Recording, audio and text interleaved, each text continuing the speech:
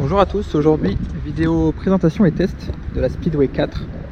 Alors pour ceux qui ont suivi les dernières vidéos, c'est une trottinette que j'ai récupérée et réparée, donc je vous invite à aller voir la vidéo réparation sur ma chaîne. Je l'utilise depuis maintenant plusieurs semaines et je vais donc vous donner mon opinion honnête par rapport à cette trottinette. Pour vous présenter un petit peu les caractéristiques, c'est une trottinette qui a un moteur de 600 watts à l'arrière en continu et 1600 en pointe, des roues de 10 pouces, des amortisseurs arrière et avant et des freins à disque à l'arrière comme à l'avant. Cette trottinette possède une batterie de 52 volts et 26 ampères, ce qui en fait une très grosse batterie, ce qui est plutôt chouette en termes d'autonomie. Et en termes de poids, on est à 23 kg, ce qui reste correct par rapport à une batterie de cette taille. En termes de comparaison, sur un S-Molt Co Z1000 qui a une batterie 2 fois plus petite, et bien en fait je suis au même poids en termes de trottinette. D'ailleurs à propos de S-Molt Z1000, ce sera le sujet d'une prochaine vidéo présentation de trottinette. Donc voilà, je vous invite à vous abonner si voilà, ce type de contenu vous plaît pour ne pas rater les prochaines vidéos. Alors c'est parti. Donc, en termes d'accélération, c'est plutôt soft. Et ça, c'est quelque chose qui peut se régler dans le boîtier de contrôle. Alors, il y a quand même un à-coup au début qui peut surprendre un petit peu. Donc, on a trois modes de conduite. Le mode 1 qui plafonne, comme vous pouvez le voir, à 20-25. Donc voilà, la vitesse autorisée sur voie publique.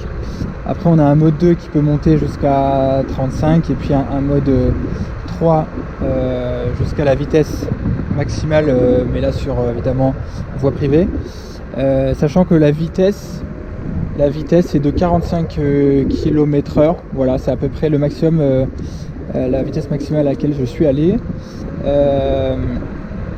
sachant que je fais 80 kg, donc bon, après voilà, ça peut être un peu en dessous ou un peu au-dessus en fonction de votre poids.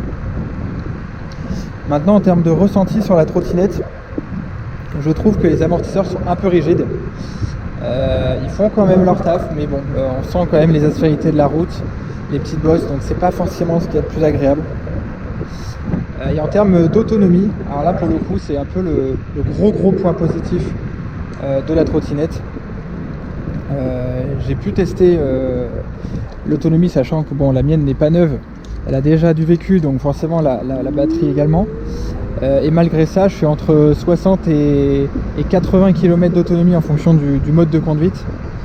Et ça, c'est vraiment très agréable parce que c'est quand même assez rare, mine de rien, pour une trottinette de ce gabarit et de ce poids. Évidemment, bon, si on partait sur des trottinettes de volume supérieur, on va trouver des autonomies supérieures. Mais là, on est quand même sur du 23 kg pour quelque chose de transportable et de relativement correct en termes aussi de volume.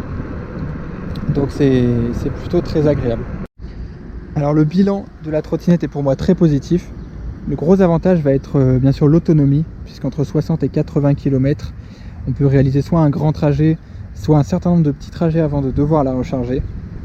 Moi par exemple, sur une semaine, je peux réaliser tous mes petits trajets du quotidien avant de devoir la recharger. C'est agréable de ne pas devoir penser tout le temps à l'état de charge de la batterie.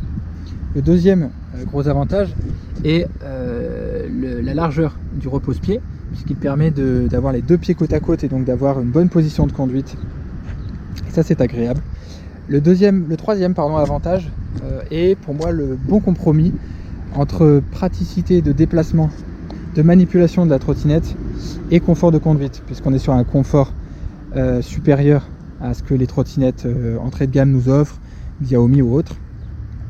Grâce au tout ce qui est freinage, amortisseur, voilà, la position de conduite, le moteur aussi qui est plus puissant, mais dans un volume réduit et un poids qui est aussi très contenu de 23 kg, ce qui est tout à fait manipulable. Donc je trouve le compromis parfait. Gros point positif aussi, le moteur qui avec 600 watts est pas trop gourmand, mais suffisamment puissant pour avoir une certaine vivacité dans la trottinette qui est agréable, mais pas trop non plus, pour éviter d'avoir quelque chose de trop violent en termes de conduite. Maintenant, si je devais trouver un point négatif, ça serait les amortisseurs qui sont à mon goût trop rigides. Ils auraient gagné à être plus souples pour avoir encore un confort de conduite meilleur. Je pense avoir fait le tour de mon avis sur la trottinette. N'hésitez pas à me faire part de vos questions ou de vos commentaires et vous abonner si ce contenu vous plaît. Moi je vous dis à bientôt.